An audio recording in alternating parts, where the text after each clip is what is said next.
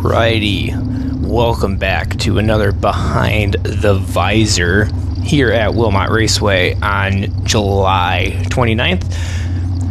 This is in the Fat Fro BG car again. Track is looking pretty different from what we've been used to. It's rough in the middle, curb on entry, holes on entry on top. It is one that made us scratch our heads for a little bit setting the car up for this race. So just like every video, when we're all firing here, we are packing our line down. We are starting 8th, which we're a little bit deep in the invert. So do we really want to kind of go for it, or do we want to just go with what we know and possibly stay top 10? So we did get a little bit of an aggressive setup here, but if you were here this night, you know how it kind of ends. So wasn't really expecting the turnout the way it did, but anyways, so let's pretend that we don't know the future here. So we get the gasser up a little bit. Car's feeling pretty good. It's a little bit on the free side than I'd like, but it feels pretty good. I feel that we have probably a top 5 car here, just by the way the car feels. So we're getting lined up here, and we get the one to go. So again, we got Rusty in front of us, this teal car. He's pretty quick. The orange car, really quick. The red car up front, really quick. The 3 cars down on the bottom are extremely fast. So, and the cars behind us are really fast too. So I'm feeling that we're gonna have a pretty good shot here at just having a really nice, clean, hard race. So we get the green here, and I'm just gonna go to the top. Ish, you don't want to drive over the cushion, you got to feel it. Hit a hole, car gets tight. Now I'm thinking to myself, okay, the car's really good for up tight or up top here, and I'm not paying attention in front, and Sivia spins, and we hit him hard, very hard. I thought the front end's out of the car, at least for sure the rear end. So I'm getting out because I'm gonna just walk back because I'm frustrated. And as I step on the seat, I look and I was like, oh wait, the front end's good, the rear end's good too. I was like, oh man, all right, well I'm gonna get back down in the car here and get rebuckled so we can get pushed off again.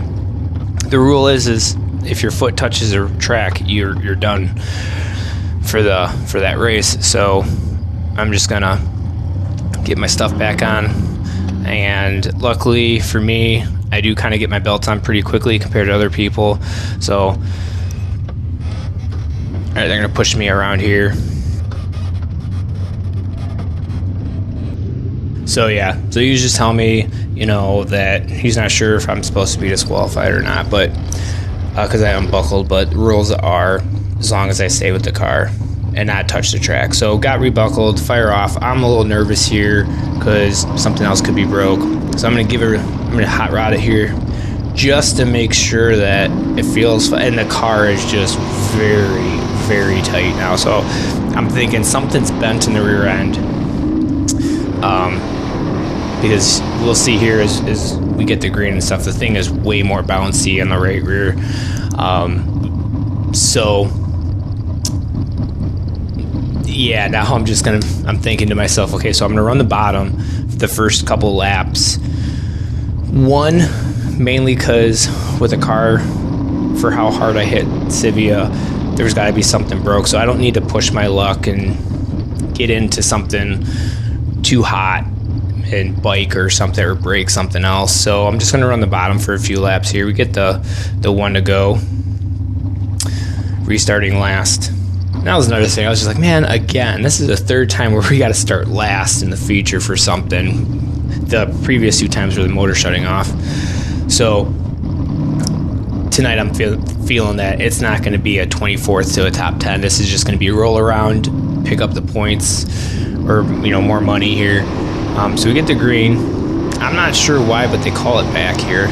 So when they have a false start, they'll always give the green, and then coming off of 2, they will say yellow, yellow, yellow. That way the front row just doesn't check up going into 1 and everyone plows in the back. So I'm not sure why we had a false start, but that gave me a little bit more confidence just going into 1, feeling the car out. Yellow comes out, I can think a little bit more of what the car is doing.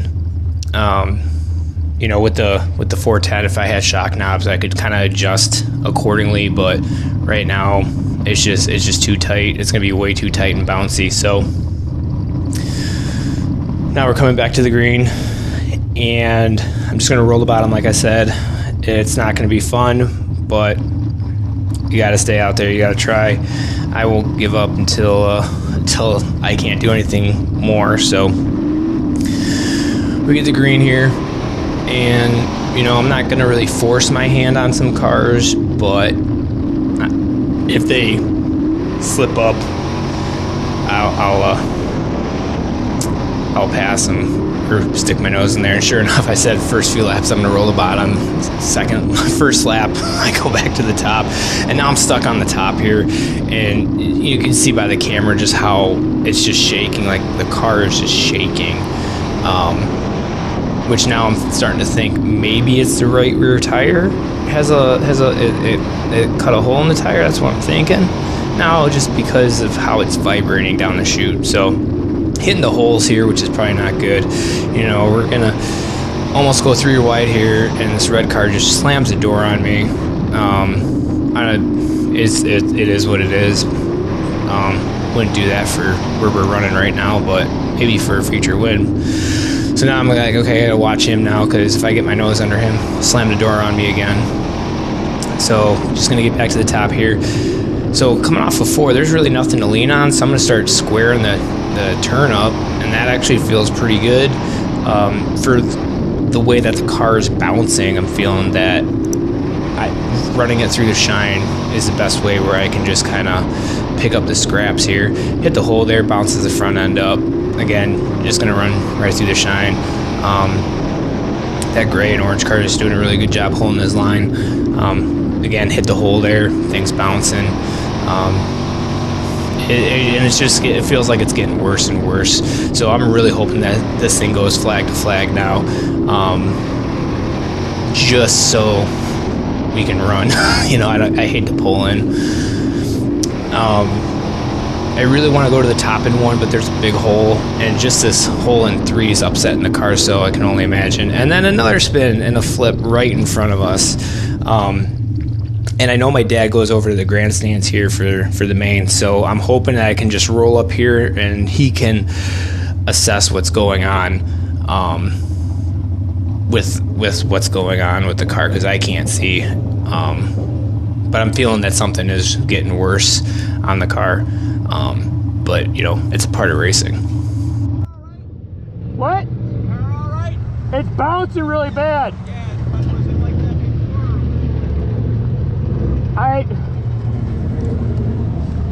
before. It's bad, like. Yeah, I see it. It's like giddy up. What's up? It is Ron, okay?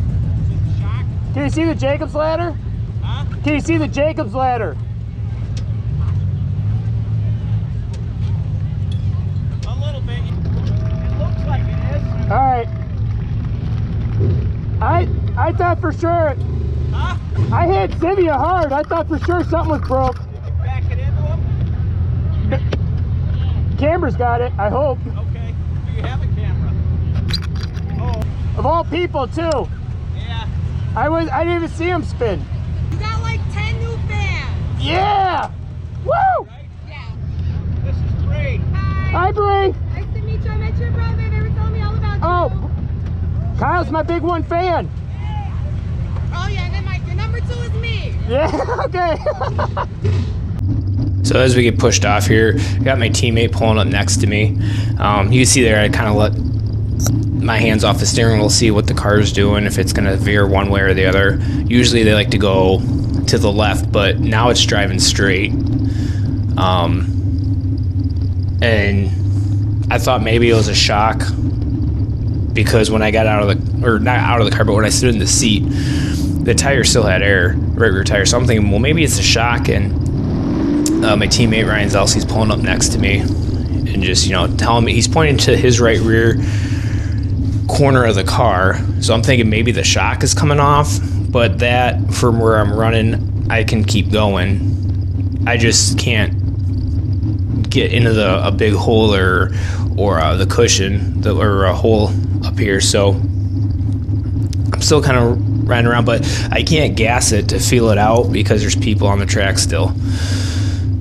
So then we get another guy, Chris Dodd here in the black and green car. He points to his right rear. I'm like, okay, so something's wrong.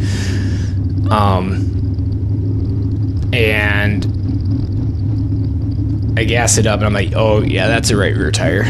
Right rear tire is flat, which sucks because that's something that I can't get around.